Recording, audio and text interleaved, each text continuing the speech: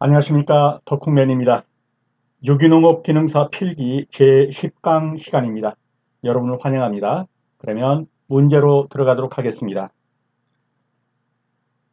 1번입니다. 작물을 분류학적으로 볼 때 가기과에 해당하는 것을 모두 고른 것은 무엇이냐 그랬습니다.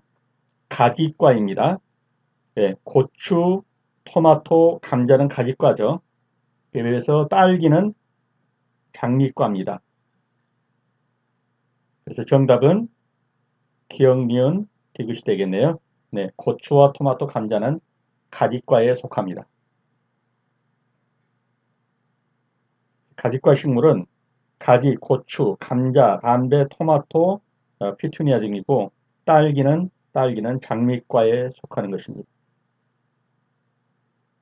정답은 2번이 되겠습니다. 토양의 침식이 우려될 때 재배법으로 옳지 않은 것은 침식이 우려되는 토지가 제일 침식이 우려되는 토지가 어떤 거죠? 점토 함량이 높은 토지죠. 배수가 원활치 않고 그래서 이러한 토지 식토경지라고 말하죠. 점토 함량이 높은 식토경지에서 재배하는 것 이런 것은 침식 우려가 가장 많습니다. 1번이 정답이 되겠고요. 잎단화가 유지된다. 계단식 재배를 한다. 초생 재배를 한다. 이러한 것들은 전부 침식을 방지하는 데 효과가 있죠. 정답은 1번이 되겠습니다.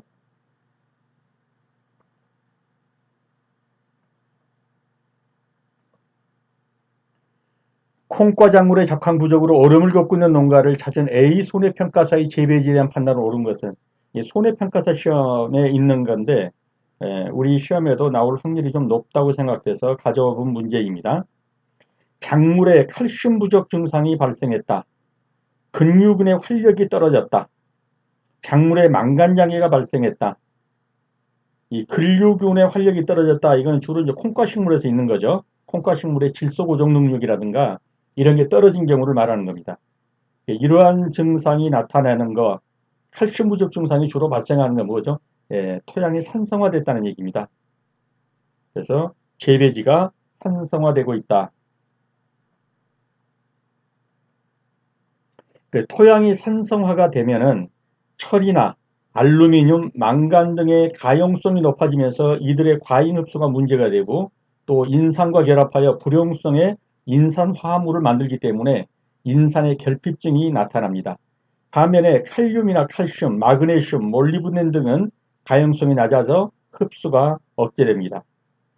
그리고 이제 근류구는 아까 말씀드린 것처럼 콩과 식물의 뿌리에 뿌리옥을 만들어서 식물과 공생하면서 공기 중에 질소를 고정하는 능력이 있는데 이게 산성화가 되게 되면 퇴화하게 되는 것이죠.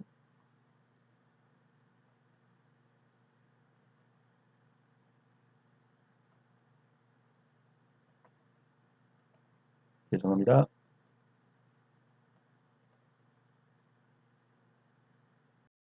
4번입니다. 토양의 생화학적 환경에 관한 내용이다. 가로 안에 들어갈 내용으로 옳은 것은 높은 강우 또는 관수량의 토양에서는 용탈작용으로 양분이 빠져나가는 거죠. 토양에 뭐가 촉진된다. 용탈작용이 일어나면 토양이 뭐가 되죠? 산성화가 되죠. 산성화가 촉진된다. 이 토양에서는 아연과 망간의 흡수율이 산성화가 촉진되면 아연이나 망간이 흡수율이 높아진다고 그랬죠. 아까 본 것처럼요. 반면 탄질비가 높은 유기물 토양에서는 미생물의 밀도가 높아지니까 미생물들이 많은 질소를 빨아들이게 되죠. 그래서 질소 함량은 낮아지는 겁니다. 그래서 이러한 용탈작용이 일어나면 산성화가 가속화되고 산성화가 가속화되면 아연과 망간의 흡수율이 높아지고 탄질비가 이렇게 높아지면 미생물의 밀도가 높아져서 토양의 질소 함량이 낮아진다. 감소한다. 그걸 골라보면요. 기억번이 되겠네요.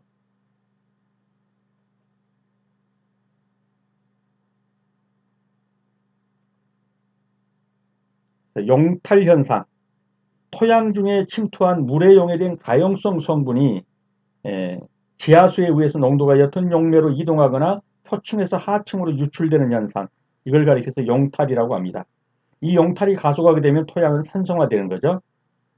그리고 이러한 토양이 산성화가 되면 아연이나 망간이나 알루미늄 같은 이러한 것들이 흡수율이 높아지게 돼요.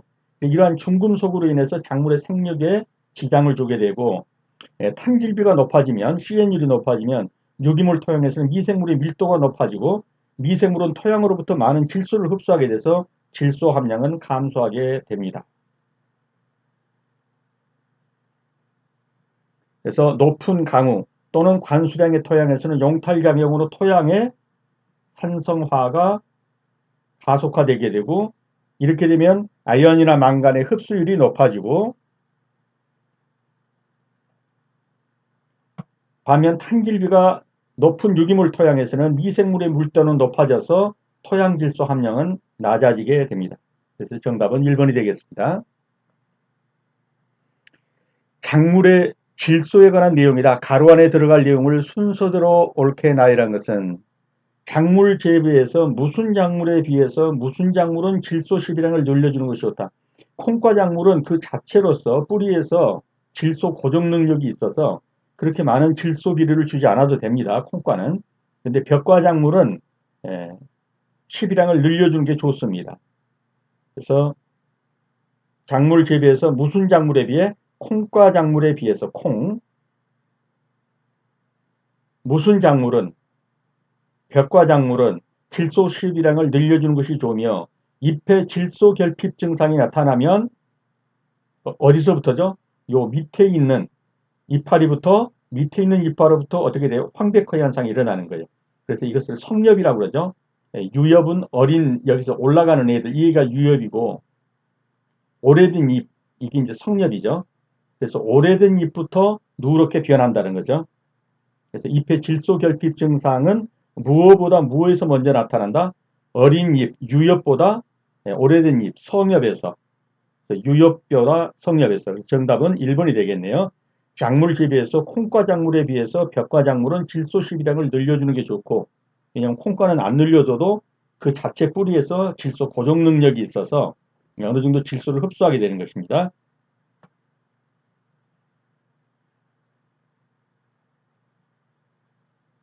그래서 콩과 작물보다는 벽과 작물에서 질소 시비를 늘려주는 게 좋고 질소가 결핍되면 새로 나온 유엽보다는 오래된 성엽에서 먼저 황백화 현상이 일어나게 됩니다.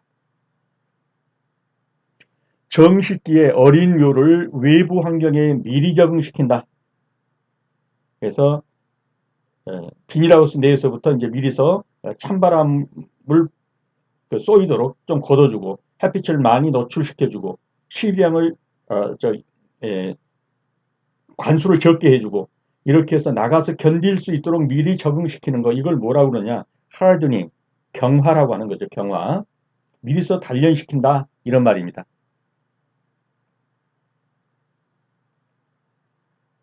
묘에서 자란 묘는 연약해가지고 외부 환경에 대한 적응력이 떨어집니다. 그래서 바로 정식을 밖에다가 옮겨 심으면 죽을 확률이 많죠.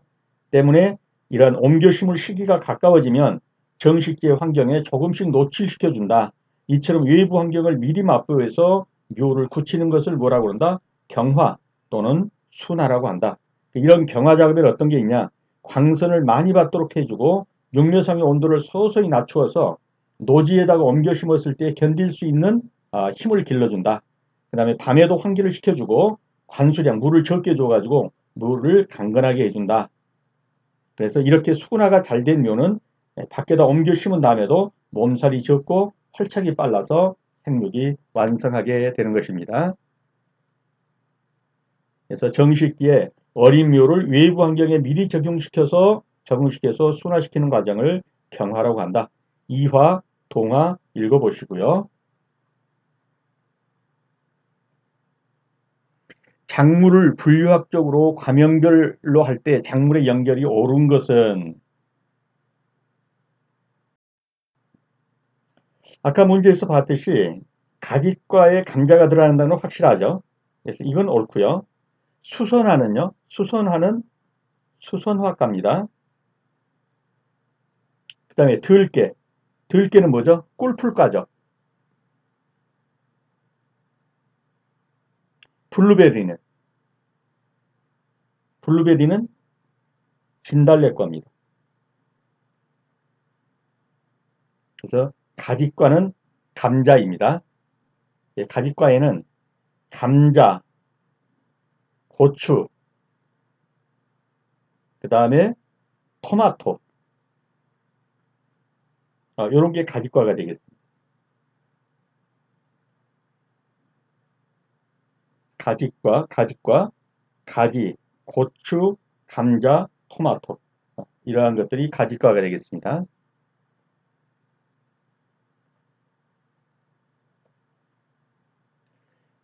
내건성 작물의 생육 특성을 모두 고른 것은 정답이 나왔네요. 내건성 작물이라는 것은 일종의 내한성 비슷한 거죠. 예, 건조한 곳에서 잘 자라는 작물.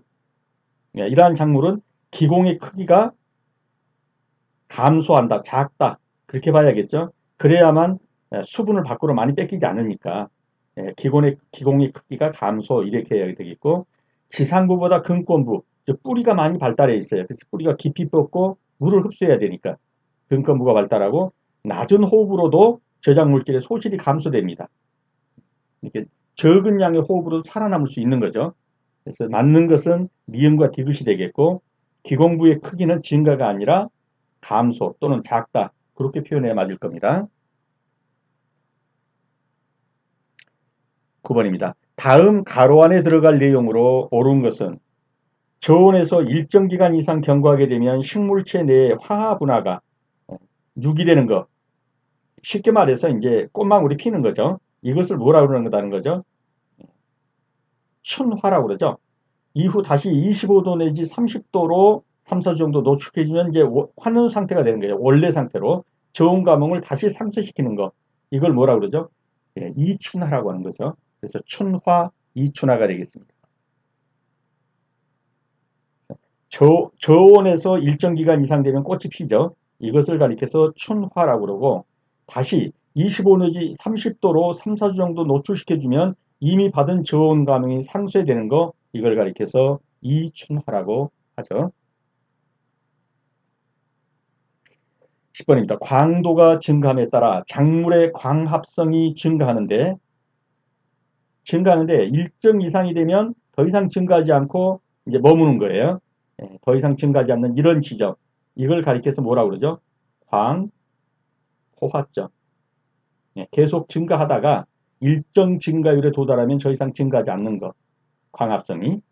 이것을 가리켜서 광포화점이라고 하는 것입니다.